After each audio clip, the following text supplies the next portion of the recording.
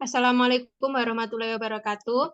Pada kesempatan kali ini, kami dari kelompok 10 akan mempresentasikan hasil kerja dari kelompok kami mengenai proyek UTS untuk praktikum persamaan diferensial parsial. Sebelumnya, izinkan kami memperkenalkan diri terlebih dahulu. Perkenalkan, nama saya Rohmah Sinta Oktavia dengan NIM 211810101067. Kemudian teman saya Saya Ilham Agrawi Rivi dengan NIM 2118101068. Dan saya Laila Kafiani Widyasari dengan NIM 211810101089. selanjutnya kami akan menjelaskan tentang jurnal yang kami gunakan untuk membuat proyek UTS ini. Silakan. Baik, pada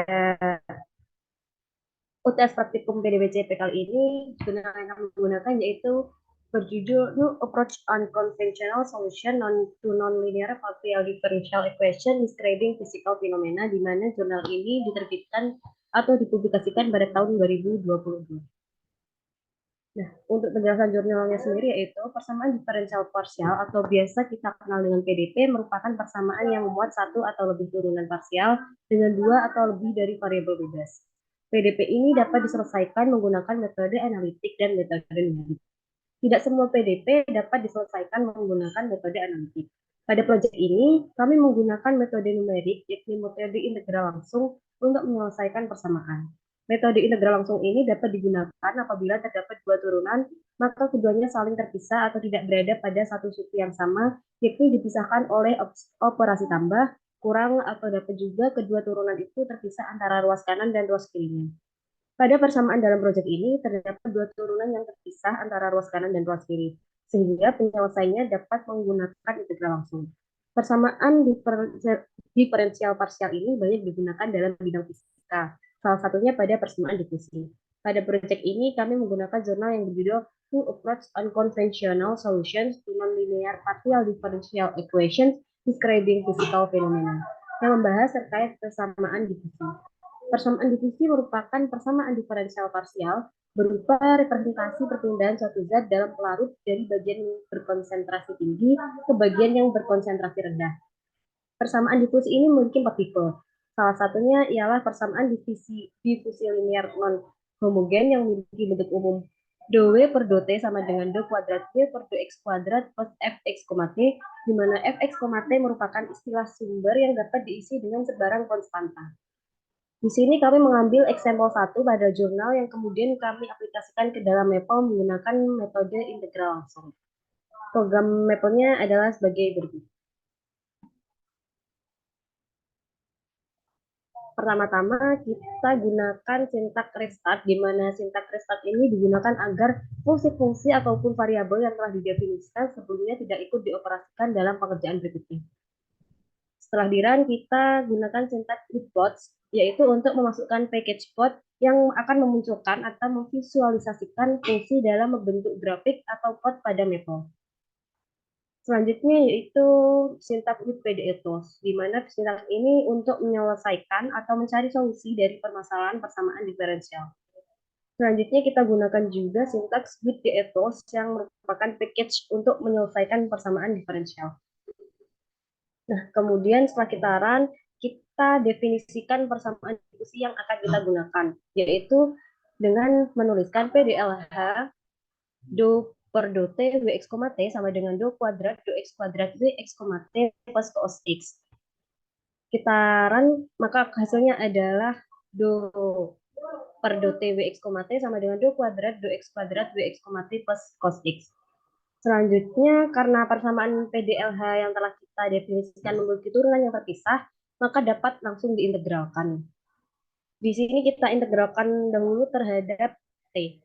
Kita tuliskan sintaknya yaitu integral dou per dou T Wx, T dt sama dengan integral dou kuadrat dou X kuadrat Wx, T dt plus cos X dt, integral cos X dt plus Fx, T, di mana didapatkan hasil Wx, T sama dengan integral dou kuadrat dou X kuadrat Wx, T dt plus cos X T plus Fx, T, di mana hasilnya dapat dilihat pada persamaan kedua. Selanjutnya, hasil perintegralan terhadap T, yaitu pada line kedua kita integralkan lagi terhadap X. Kita tuliskan Wx, T sama dengan integral 2 kuadrat per 2x kuadrat Wx, T dx plus integral cos x T dx plus fx integral fx dx plus dt. Mengapa fx, T menjadi fx? Karena apabila fx, T diintegralkan terhadap T, maka hasilnya akan menjadi fx.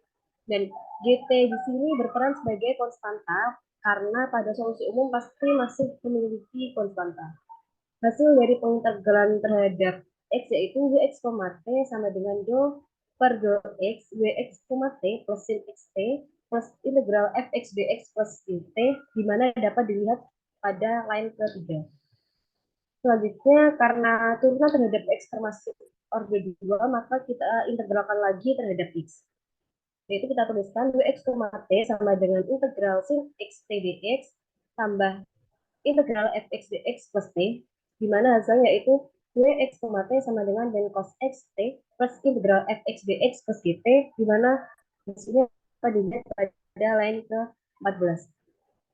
Selanjutnya kita PD solve-kan persamaan pertama, yaitu persamaan yang telah kita definisikan untuk mengecek kebenaran solusi umum dari persamaan PDLH, di mana hasilnya dapat dilihat pada line kelima.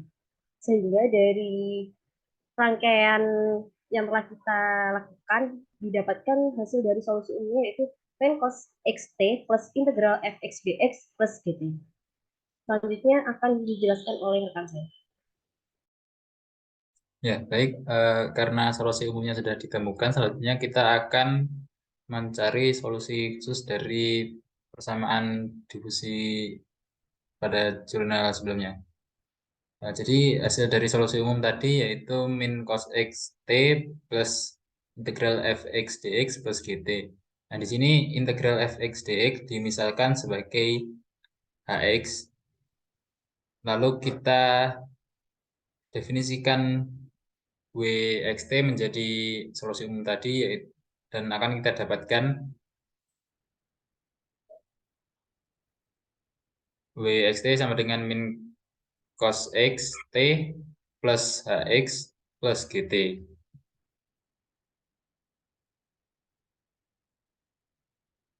Kemudian pada jurnal terdapat 3 syarat, yaitu Wx0 sama dengan 0, kemudian W0T sama dengan 1 min E pangkat min T, kemudian W1T sama dengan cos 1 kali 1 min E pangkat min T. Di sini kemudian untuk solusi, maaf, kemudian untuk syarat yang pertama, yaitu Wx0 sama dengan 0, kita run terlebih dahulu, maka dari Wxt kita akan mendapatkan hasil Hx plus G0 sama dengan 0. Kemudian kita akan mensubstitusikan Hx ke dalam Wxt, maka akan kita dapatkan hasil min cos xt min G0 plus Gt. Kemudian kita definisikan W dengan unapply dari persamaan ke-8 terhadap X dan T. Di sini unapply berfungsi untuk mengubah suatu ekspresi menjadi sebuah fungsi.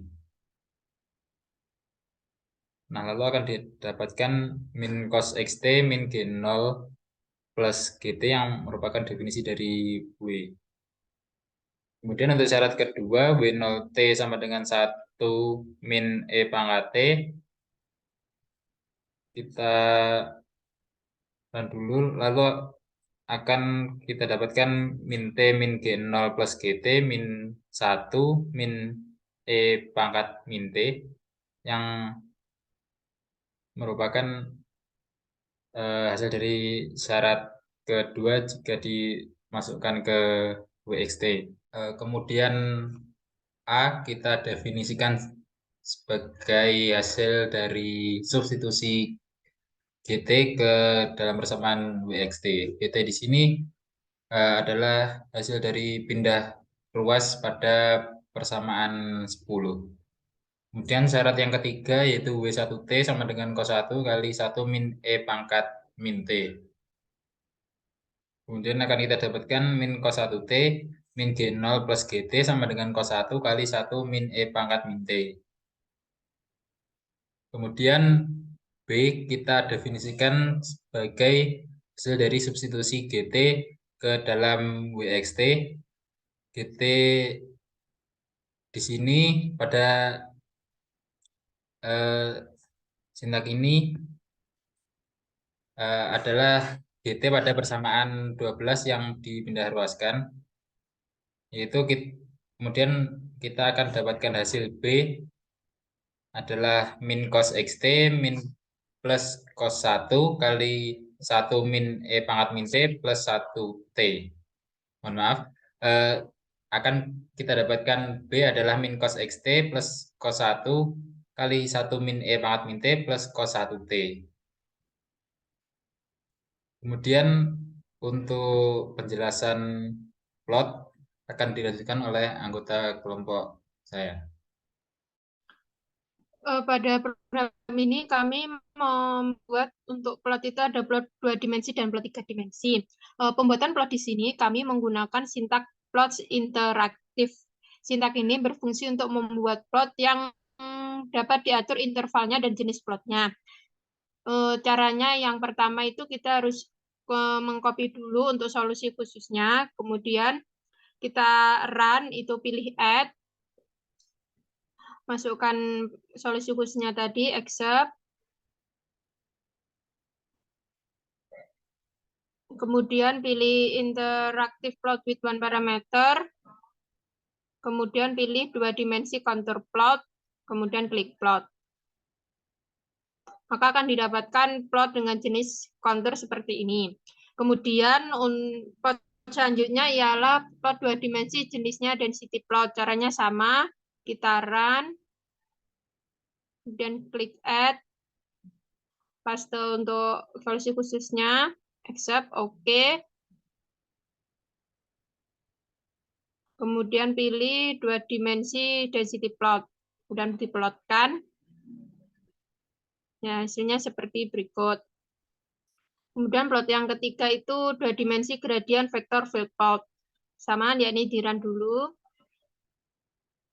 Kemudian add, paste solusi khusus, accept, oke. Pilih 2D gradient vector field plot. Diplotkan. Nah, jadinya seperti ini. Kemudian 2 dimensi yang keempat ini implicit plot. Di run. Sama juga caranya seperti yang sebelumnya. Pilih 2D implicit plot dan diplotkan. Nah, hasilnya seperti ini. Kemudian plot yang selanjutnya itu membuat plot 3 dimensi. Untuk plot 3 dimensi ini sintaknya sama seperti plot 2 dimensi, yakni menggunakan sintak plot interaktif. Sama, kita kopas yang solusi khusus, kemudian di run, klik add, paste, accept. Nah, pilihnya ini 3D plot, dan diplotkan. Nah, akan menghasilkan plot 3 dimensi seperti berikut.